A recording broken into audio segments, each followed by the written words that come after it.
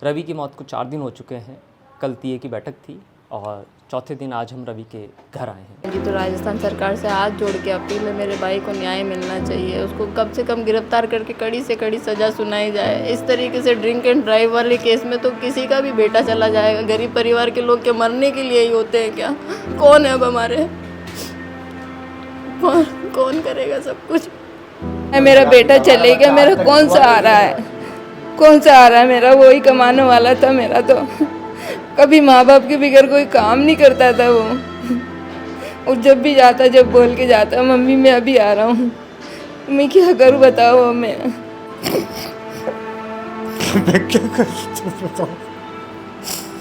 वहाँ जाकर देखा, मतलब बच्चे की ऐसी हालत थी कि वो था ही नहीं। वो तो ये लगे कि परिजनों को मालूम रहे कि अभी तक इसकी सांस चल रही है। जब उसको इमरजेंसी हुआ, उसमें लेके गए, वहाँ जब उसकी वो हटाएगी तो वो डॉक्टर लोग उसको सीना दबा रहे थे, जो तो वो था ही नहीं, तो उसको सीना दबा रहे थे। मतलब क्या? मैं तो ये चाह रहा हूँ राजस्थान सरकार से जल्द से जल्द उसको गिरफ्तार किया जाए और उसको सज़ा दिलाई जाए। तो लगता नहीं है, लेकिन चाहते तो हम यही है कि उसको थोड़ी सजा तो मिले। उसको सबक तो सिखाना पड़ेगा ना जनता को। पुलिस वाला आया ना, कोई कमेटी आई ना, वो किसी भी प्रशासन का फ़ोन नहीं आया अभी तक भी, किसी का भी नहीं है। आज 14 दिन हो गया मेरे पे। जिस तरीके का दुख बरसा है, उस दुख में इस वक्त हम भी उनके साथ हैं। लेकिन सबसे महत्वपूर्ण बात मैं आपको बताना चाहूँगा कि रवि के परिवार ने रवि की डेथ के बाद आई बैंक सोसाइटी ऑफ राजस्थान को उसकी आंखें डोनेट कर दी। इस हादसे के बाद लोगों में चर्चा है कि किस तरीके से पुजारी परिवार के सदस्य इतने बड़े हादसे को अंजाम देते हैं और एक परिवार को अपना बेटा खोना पड़ जाता है। परिवार के लोगों के साथ इस वक्त हम बैठे हैं। सबसे पहले हम बहनों से बातचीत करते हैं, उसके बाद हम परिवार के बाकी सदस्यों से बातचीत करेंगे। रवि क्या काम करता था और रवि उस दिन पुष्कर क्या करने गया? कलर पेंटिंग का काम करता था सर। काम पे से वापस आया है, उसके बाद उसको किसी और की मतलब जैसे आगे काम के लिए ठेका लेते हैं, उसके लिए उसको पुष्कर किसी पार्टी से मिलने जाना था। वो वहाँ जा रहा था उनसे मिलने। साथ में छोटे वाले जियाजी जो काम करते हैं उसके साथ में, वो भी साथ में ही थे। तो जब ये हादसा हुआ तो उसी दौरान आपको जानकारी मिल गई थी या उसके बाद मिली? नहीं सर, मैं तो बाहर रहती हूँ, मुझे तो दूसरे दिन जानकारी मिली थी। इनको घर पे फ़ोन आया था जेलन हॉस्पिटल से कि भाई ऐसा ऐसा हादसा हुआ है यहाँ पे। फिर पापा जी गए थे पहले, भैया और ये छोटे वाले जिया जी वो साथ में थे वहाँ पे। रवि के साथ और कौन था और उनकी स्थिति इस वक्त क्या है? छोटे वाले जिया जी थे, एक बहन और है हमारे, वो अभी हॉस्पिटल में ही है। जो छोटी वाली, उसके जो हादसा हुआ उसके दोनों पैर फ्रैक्चर हो गए जिया जी के। दोनों पैरों में ज़्यादा फ्रैक्चर है, एक में कल ऑपरेशन हुआ उनका, अभी वो हॉस्पिटल में ही है सर। उनके भी वो इकलौते ही है परिवार में। आपको ये मालूम पड़ा कि ये जो हादसा जिस गाड़ी से हुआ वो गाड़ी किसकी थी और वो कौन आरोपी थे जिन्होंने आपके भाई के एक्सीडेंट में आपके भाई को आपको खोना पड़ा? नाम पता है आपको? सर हमने जितने भी वीडियोस देखे हैं जो एक्सीडेंट के टाइम के हैं, एक्सीडेंट के बाद के हैं, उसमें जो गाड़ी है वो खाटू श्याम मंदिर के ट्रस्टी की कमेटी मेंबर की बताई जा रही है। सारे वीडियोस में यही आया। आप गाड़ी का नंबर डाल के उस पर पोर्टल पे डालेंगे तो उसमें नाम आएगा, उससे भी पता पड़ रहा है। 9 चालान उनके खिलाफ पेंडिंग चल रहे हैं, वो भी उसमें साफ लिखा हुआ आ रहा है। दिग्विजय सिंह चौहान जो गाड़ी में से निकले हैं, जिनको लोगों ने वहाँ पे पकड़ा है, जिसमें वीडियोस में भी वो काफ़ी वीडियोस में दिख रहे हैं कि वो वहाँ पे है। एक वीडियोस ऐसा भी है जिसके अंदर वो मेरे भाई को साइड में जो वो पड़ा हुआ है उसको यूँ हाथ लगा के उठा के कि भाई तू उड़ जा, नहीं तो ये लोग मेरे को उठा देंगे। ऐसे कोई उनको बोल रहा है कि तूने इसको मार दिया तो मेरे को भी मार देगा। ऐसे वो सारे वीडियो सर हमने देखे। हमें समझ में नहीं आ रहा कैसी हालत में रहा होगा वो, कितना दुख सहा होगा उसने, कितना पूरी गाड़ी उसके ऊपर चढ़ी है सर। जब हम लाए थे उसको घर पे, हम देख भी नहीं पा रहे थे उसको। तो एक बात बताइए मुझे कि उसमें से एक की तस्वीर तो दिख रही है, बाकी 3 के नाम आपको मालूम नहीं पड़ रहे हैं। तो पुलिस में आपने एफआईआर दर्ज करा दी है? सर करा दी है, लेकिन कॉपी नहीं मिली हमें अभी तक। क्या मंदिर कमेटी के किसी लोगों ने आपसे संपर्क करने की कोई कोशिश? नहीं सर, बिल्कुल नहीं। किसी ने, कोई भी, ना कोई पुलिस वाला, ना कोई कमेटी मेंबर, ना कोई प्रशासन। 4 दिन हो गए हमारे पास, अभी तक ना कोई कॉल आया प्रशासन की तरफ से, ना पुलिस वालों का, और ना ही कोई मंदिर कमेटी की तरफ से किसी का भी कॉल या कोई मिला हो, ऐसा कुछ नहीं, कोई भी नहीं आया सर। रवि के पिताजी हमारे साथ हैं, रेलवे से रिटायर हैं। आपको कब जानकारी मिली थी कि रवि का एक्सीडेंट हो गया? मैं तो यहाँ पर घर पे था, मैं कुछ कूलर रिपेयर कर रहा था। तो हमारी छोटी लड़की है, उसका फ़ोन आया था मेरे पास। वो बोला पापा कहाँ हो? मैंने कहा भाई मैं घर पर हूँ। क्या कर रहे हो? मेरा कूलर ठीक कर रहा हूँ। तो बोला आप जल्दी आओ। मैंने कहा क्यों? बोला आप आओ तो सर। तो मैं मेवालिक रोड पर गया, वहाँ शंकर बेकरी वाले के यहाँ से वो वहाँ खड़ी हुई थी और उनका ससुर साहब भी खड़े हुए थे। तो मैंने पूछा बोल क्या है? बोले पापा ऐसी वहाँ पर चलो, हॉस्पिटल से फ़ोन आया, ऐसी ऐसी बात होगी, तो दोनों वहाँ एक्सीडेंट हुआ उनका। फिर मैं तो शुद्ध बुद्धि खो दी। फिर मैं गाड़ी लेके भागा हूँ। मैं क्या कर सकता हूँ? वहाँ जाकर देखा, मतलब बच्चे की ऐसी हालत थी कि वो था ही नहीं। वो तो क्यों उसको ऑक्सीजन जो दे रहे थे ना, उस प्रेशर से दे रहे थे ताकि वो उसकी सांस चलती थी, तो ये लगे कि परिजनों को मालूम रहे कि अभी तक इसकी सांस चल रही है। जब उसको इमरजेंसी हुआ, उसमें लेके गए, वहाँ जब उसकी वो हटाएगी तो वो डॉक्टर लोग उसको सीना दबा रहे थे जोर जोर से। तो वो था ही नहीं, तो उसको सीना दबा रहे थे, मतलब क्या? मैं तो ये चाहता हूँ राजस्थान सरकार से जल्द से जल्द उसको गिरफ्तार किया जाए और उसको सज़ा दिलाई जाए बस।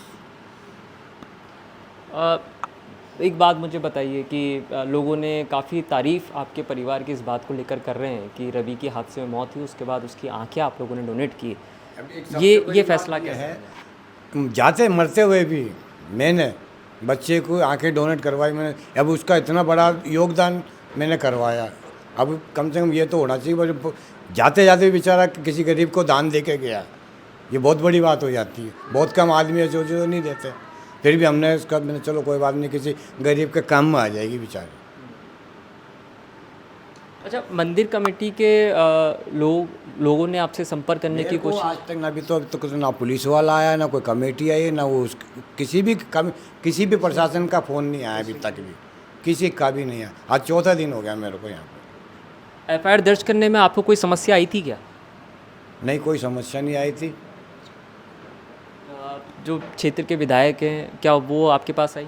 नहीं, कोई नहीं आया, कोई भी नहीं आया। कह रहा हूँ ना, 4 दिन हो गया आज मेरे को, अभी तक घर पर एक भी बंदा कोई नहीं आया। न जो एफआईआर दर्ज कराई हमने उसका थाने में, ना उस थाने का फ़ोन आया अभी तक, ना वहाँ से कोई आदमी आया मेरे को। अब इतने संपन्न लोग हैं, पुजारी परिवार के लोग हैं, खाटू श्याम की इतनी ख्याति है, उसी मंदिर के अगर परिवार के सदस्य हों तो आपको लगता है इस केस के अंदर आपको न्याय मिल पाएगा? और आप क्या चाहते हैं? भाई पहली चीज़ तो मैं तो उसको सज़ा दिलवाना चाहता हूँ, उसको जल्द से जल्द सज़ा मिले बस, और अरेस्ट हुआ जा। ऐसे आदमी इतने केस हो चुके हैं उसके, तो ऐसे आदमी को खुला क्यों छोड़ रखा? मैं तो प्रशासन से ये चाहता हूँ, जब उसके खिलाफ़ इतनी कंप्लेंट दर्ज है तो वो उसको खुला क्यों छोड़ रखा है आप लोगों ने? प्रशासन ने उसको खुला क्यों छोड़ रखा? उसे अरेस्ट क्यों नहीं किया जा रहा? तो ये इसका मतलब प्रशासन ढीले पड़ने से काम कर रही है। ऐसे आदमियों को इसका मतलब तो कोई गरीब आदमियों को मारता हुआ जाएगा क्या? वो किसी के बेटा बेटी इनको ऐसे मार देगा तो क्या मिलेगा उसको? इसका मतलब प्रशासन ढीली है जो ऐसे आदमियों को अरेस्ट नहीं कर रही है। देखिए, 4 दिन हो चुके हैं। आप सोच के देखिए कि गाड़ी पे जब आप सीट बेल्ट लगा के नहीं चलते हो, कहीं नाकाबंदी वो रखी होती है तो तुरंत प्रभाव से चालान हो जाता है, लेकिन इस गाड़ी के 9 हाई स्पीड के चालान थे। और उसके बाद जो हादसा कर जिसमें एक की मौत हो चुकी रवि की, उसके बावजूद अभी तक एक भी आरोपी पुलिस के गिरफ्त में नहीं है। जांच किस दिशा में चल रही है, लोग अपने अपने राय उस जांच के ऊपर दे रहे हैं, क्योंकि इतना प्रबुद्ध ताकत रखने वाला परिवार है, उसके बावजूद अभी तक ये पुलिस पता नहीं कर पाई कि आखिरकार 4 में से कोई आरोपी है कहाँ। रवि की माताजी हमारे साथ हैं। एक बात बहुत चर्चा में चल रही है, क्योंकि उस गाड़ी में भी शराब की बोतलें मिली। ऐसा कहा जा रहा है कि रवि भी उस वक्त शराब पी कर आ रहा था। इसमें आपको क्या, शराब पीता था क्या? मेरा बेटा तो ना शराब पीता है, ना गुटखा खाता है, कुछ भी शौक में नहीं है मेरा बेटा। सुबह काम पे जाता है, शाम को आता है, आके जिम जाता है, जिम से फिर घर पे रहता, घर छोड़ के कहीं नहीं जाता है वो। अब मेरी तो 4 बेटियां हैं, मेरा बेटा चले गया, मेरा कौन सा आ रहा है मेरा? वही कमाने वाला था मेरा तो। कभी माँ बाप के बगैर कोई काम नहीं करता था वो। और जब भी जाता, जब बोल के जाता, मम्मी मैं अभी आ रहा हूँ, मैं क्या करूँ बताओ? मैं जो आरोपी हैं वो मंदिर कमेटी से परिवार के सदस्य जुड़े हुए हैं और 3 अन्य आरोपी और हैं। आपको लगता है कि पुलिस इस दिशा में आपको न्याय दिला पाएगी? ऐसा तो लगता नहीं है, लेकिन चाहते तो हम यही है कि उसको थोड़ी सज़ा तो मिले। उसको सबक तो सिखाना पड़ेगा ना जनता को। आपकी क्षेत्र की विधायक आपके पास आई मिलने के लिए या पार्षद यहाँ के? देखो, मैं कोई नहीं आया और मैं तो घर से बाहर भी नहीं निकलती हूँ। मैं तो यहीं रहती हूँ घर में, ना किसी से बाहर बात करती हूँ ना जाती हूँ कहीं। कोई भी नहीं आया इधर। हमारे विशेषकर पेट का घुटने का ऑपरेशन हुआ है अभी, ये पाली टूटी हुई है, अभी कहीं नहीं जा सकती है। अब मैं आखिरी सवाल आपसे भी जानना चाहता हूँ कि आप क्या मांग करती हैं पुलिस से, प्रशासन से इस मामले के अंदर, और क्या संदेश देना चाहती हैं जो गाड़ियाँ इस तरीके से तेज़ रफ्तार सड़कों पर दौड़ती हैं? सर, मेरी तो राजस्थान सरकार से हाथ जोड़ के अपील है, मेरे भाई को न्याय मिलना चाहिए। उसको कम से कम गिरफ्तार करके कड़ी से कड़ी सज़ा सुनाई जाए। इस तरीके से ड्रिंक एंड ड्राइव वाले केस में तो किसी का भी बेटा चला जाएगा। गरीब परिवार के लोग क्या मरने के लिए ही होते हैं क्या? कौन है अब हमारे? कौन करेगा सब कुछ? रवि के पिताजी के रिटायर होने के बाद रवि ही इकलौता वो शख्स था जो इस परिवार की जिम्मेदारी को संभाल रहा था। लेकिन रवि अब इस दुनिया में नहीं है। लेकिन जाते जाते रवि ने बहुत नेक काम कर दिया। इनके परिवार के लोगों ने रवि की आंखें डोनेट कर दी, जिससे हो सकता है 2 नई जिंदगियां इस दुनिया को देख पाएगी। कैमरा पर्सन नरेश के साथ MPTV इंडिया, अजमेर।